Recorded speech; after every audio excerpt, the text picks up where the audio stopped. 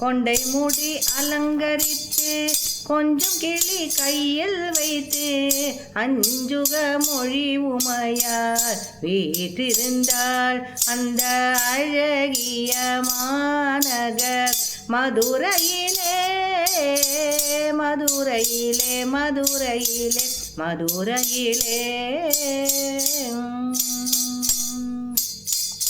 வான்மதி சூடிய கணவர் சுகேஷருடன் மாணிக்க தேரிலேறி மரகத பாவை வந்தார். வான்மதி சூடிய கணவர் சுகேஷருடன் மயிரமுடி மின்னிட மரகத பாவை வந்தார். வானவர் பூமாரி பொழிந்திடவே தேவகானமொலித்திட